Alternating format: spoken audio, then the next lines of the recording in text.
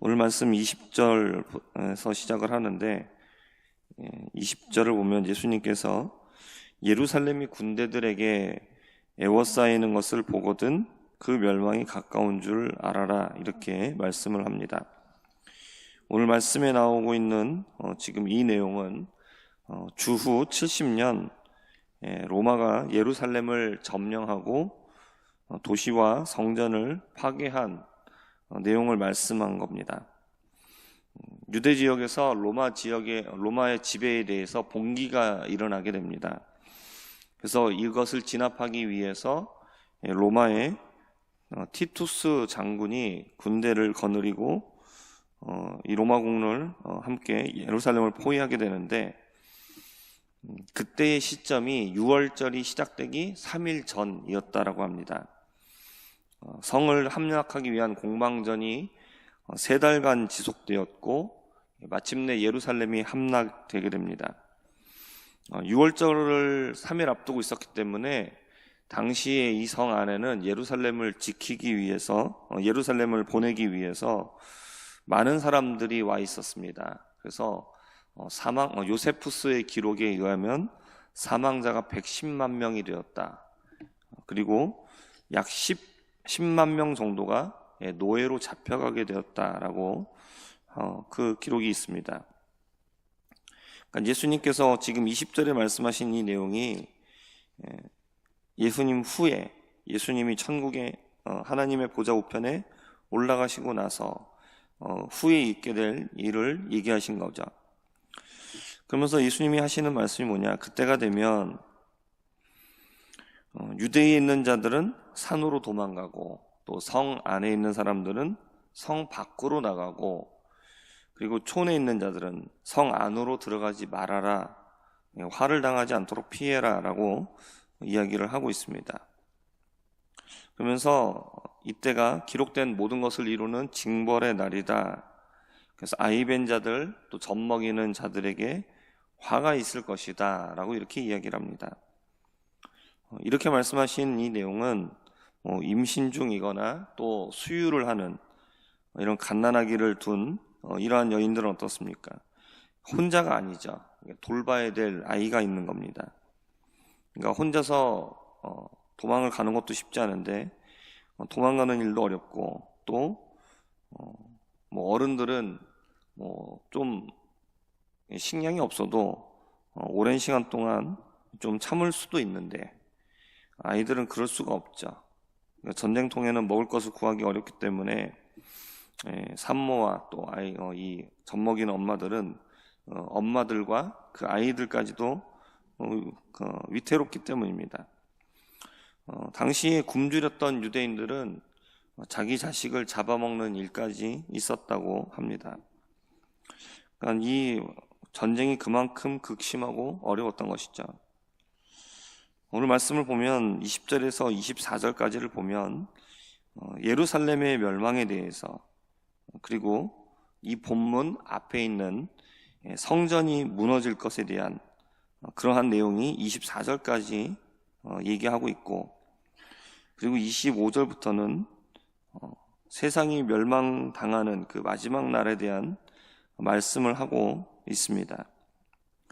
25절 이후를 보면 1월 성신에 징조가 있겠고, 그러니까 우주에 있는 천체들 중에 그런 징조가 나타난다. 그리고 민족들이 바다와 파도의 성난 소리 때문에 혼란한 중에 곤고하게 될 것이다 라고 말씀을 합니다. 그때에 하늘의 권능들이 흔들리고 인자가 구름을 타고 능력과 큰 영광으로 오게 되는 것을 볼 것이다 라고 이렇게 말씀합니다. 그러니까 재림의 끝이죠. 예수님께서 재림으로써 이 세상의 끝이 임하는 것을 말씀하고 있습니다. 그때는 예수님께서 심판의 주로 세상 가운데 오시게 됩니다. 우리가 이제까지는 이 종말에 관한 말씀에서 예루살렘 성전이 파괴되고 또 성전이 파괴되는 예루살렘과 그 다음에 성전이 파괴되는 이 모습에 대하여서 어떻게 생각을 해왔냐면, 첫 번째로는 역사적으로 주후 70년에 있었던, 방금까지 설명을 드렸던 이 예루살렘이 함락되는 그것을 말씀하시는 거다. 그런 것과 또 더불어서 이것만 얘기하는 게 아니라 나중에 또 예수님께서 임하시기 전에 세상 가운데 임하게 될 환난을 설명하는 것이다. 이렇게 보통 두 가지로 많이 생각을 해왔습니다.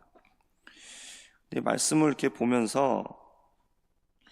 5절부터 우리가 어저께 봤었던 본문 5절부터 오늘 본문까지를 우리가 이렇게 보게 되면 5절부터 19절까지 그 다음에 20절부터 오늘 28절까지 지금 같은 내용이 반복되고 있는 것으로 우리가 볼 수 있습니다.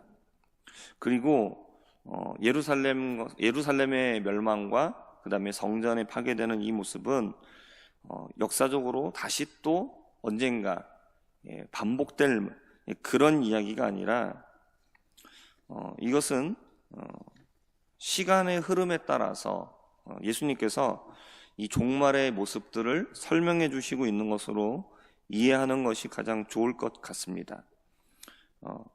그러니까 역사적으로는 예루살렘이 한번 함락됐죠. 그러면 그 다음에 예루살렘이 또 함락되는 게 실질적으로 예루살렘이 함락되는 게 아니라 어떤 상징적인 것으로 예루살렘이 함락되는 그런 종말의 징조가 있을 것이다. 보통 이렇게 많이 생각을 해왔는데 그렇게 이해하는 것보다는 예수님께서 5절에서 19절까지 종말의 모습에 대하여서 한번 쭉 훑어주시는 거죠. 예수님 이후로부터 예수님이 하늘에 올라가시고 나서부터 나중에 재림하실 그때까지 종말 그때 예수님이 우리가 종말의 때를 먼저 이해해야 될 게 예수님이 세상에 오심부터 예수님이 세상에 우리 인간의 몸을 입고 세상에 태어나셨을 때부터 2000년 전부터 그리고 예수님이 다시 오시는 재림 때까지 이 모든 기간을 우리가 종말이라고 합니다. 그러니까 사람들에게 예수님께서 어떤 것을 말씀해 주신 거냐면 예수님이 지금은 계시지만 이제 하늘에 승천하시고 나면 그 이후에 70년부터 주후 70년부터 계속해서 지금까지 그리고 예수님의 재림 때까지 계속 있게 될 그런 종말의 모습들에 대해서 예수님이 5절에서 19절까지 한번 설명을 해주시는 거고 그리고 20절부터 28절까지 설명해 주셨던 내용을 다시 또 한 번 더 반복해서 설명을 해주시는 거죠. 그러면서 이것은 결국 무엇을 얘기하냐면 예루살렘이 함락되고 그 다음에 성전이 파괴되는 이 모습이 70년에 있었지만 나중에 또 어떠한 다른 모습으로 또 반복된다. 이게 아니라 예수님께서 역사적으로 시간의 순서에 따라서 이러한 일들이 있을 것이다. 가장 먼저는 예루살렘과 성전이 파괴될 것이고 그리고 또 그 후에는 사람들이 너희를 잡아다가 가두고 심지어 죽이는 일도 있을 것이고 그리고 곳곳에 큰 지진과 기근과 그러한 전쟁들이 계속해서 난리가 나게 될 것이다. 이것을 말씀해 주시는 것으로 이해하는 것이 가장 좋다라는 것입니다.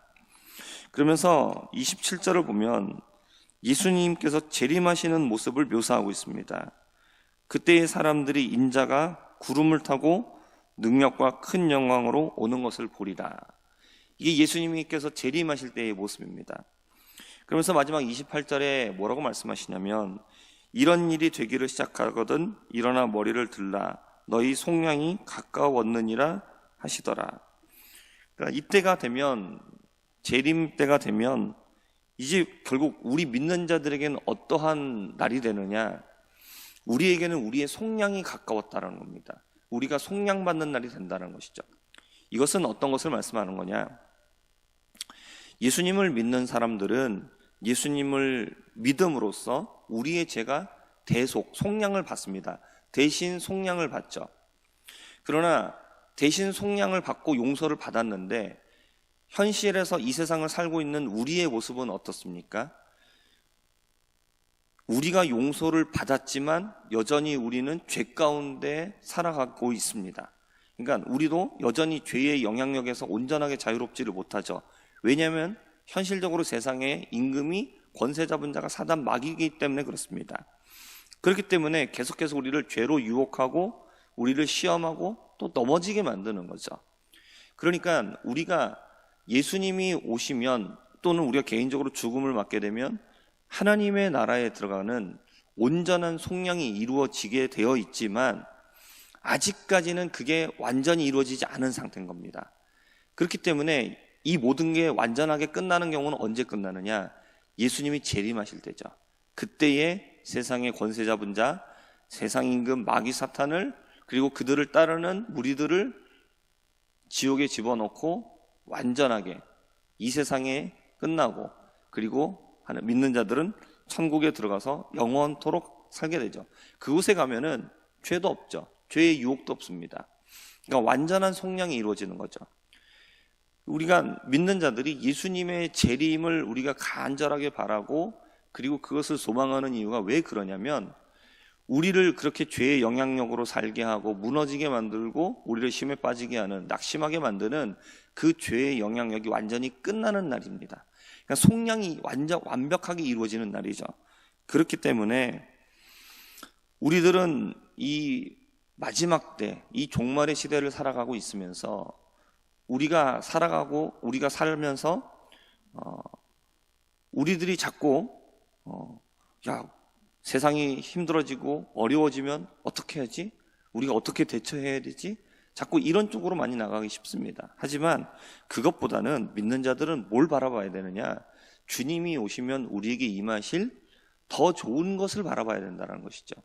우리가 어려움의 때를 인내할 수 있는 것, 이거를 참아낼 수 있는 비결은 무엇이냐면 지금 여기서 아우 힘들어 하지만 참아야지 이 힘든 일에 집중하는 게 아니라 우리가 이것을 견디고 나면 우리에게 다가올 좋은 것들을 바라볼 때 참을 수 있다는 것이죠. 운동선수들이 그 힘든 과정을 참아낼 수 있는 이유는 무엇이냐면 이것을 참아내고 이것을 잘 견디고 이것을 지나가면 훈련을 받으면 나중에는 무엇이 기다린다는 것을 바라보기 때문입니까? 나에게 상이 주어질 것을 바라보기 때문이라는 거죠. 내가 경기에 승리하고 내가 얻게 될 영광, 이것을 바라보니까 지금의 고통과 어려움을 인내할 수 있다는 것이죠. 우리 신앙도 마찬가지라는 것입니다. 우리가 재림의 때, 종말의 때를 생각하면 자꾸 두려움과 그 받게 될 그 고난과 핍박들, 박해들, 어려움들 이런 것에 자꾸 주목할 수 있습니다. 그러나 그것이 아니라 예수님이 오시게 됐을 때에 우리가 이것을 잘 인내하면 우리에게 주어질 그 영광, 이것을 바라보고 소망한다는 것이죠. 주님이 오시면 우리가 우리를 힘들게 하는 이 모든 죄의 영향력에서 온전히 벗어나서 이제는 더 이상 죄 때문에 힘들어하지 않고 오직 기쁨과 감사함으로 살아갈 그날을 바라본다는 것이죠. 속량이 우리에게 주어진다는 것을 우리가 바라보면서 인내할 수 있다는 사실입니다. 그러므로 사랑하는 우리 성도 여러분, 우리가 이 종말에 관한 이 말씀을 우리가 보면서 우리가 기억할 것은 무엇이냐면 지금 우리가 이 종말의 때를 살고 있다는 사실을 기억해야 된다는 것이고, 그리고 우리의 계속해서 반복되는 일상 때문에 우리의 마음이 무뎌지지 않도록 늘 깨어 있어야 한다는 사실입니다. 오늘도 이 말씀을 기억하면서 믿음으로 또 우리가 인내로서 우리에게 주어진 이 모든 일들을 감당할 수 있는, 또 주님께서 오시게 되면 우리에게 주어질 그 속량을 바라보면서 우리에게 주어질 영광을 바라보면서 우리가 인내할 수 있는 우리가 되기를 주님의 이름으로 부탁드립니다. 기도하겠습니다. 하나님 아버지, 우리는 지금 종말의 때를 살고 있는 줄 압니다. 하나님, 우리가 이 종말의 때에 여러 가지의 모양으로 우리를 낙심하게 하고 우리로 하여금 곤란한 가운데 빠지게 하는 일들이 있습니다. 그러나 우리가 이것들 때문에 아버지 하나님, 우리의 믿음의 길에 더 이탈하지 않도록 주님 우리를 붙잡아 주시옵소서. 하나님 아버지, 우리가 믿음으로써 인내로써 우리에게 모든 이 신앙의 경주를 끝까지 갈 수 있도록 주님 우리를 붙잡아 주옵시고, 주님께서 다시 오시는 그 재림의 날에 하나님 아버지 모든 죄의 세력이 아버지 하나님 심판당하고 우리에게 온전한 속량이 이루어질 것을 기대하면서 하나님 우리에게 주어질 영광을 바라보며 앞으로 나아갈 수 있는 우리 모두가 되게 하여 주시옵소서. 감사드리며 살아계신 예수님의 이름으로 기도합니다. 아멘.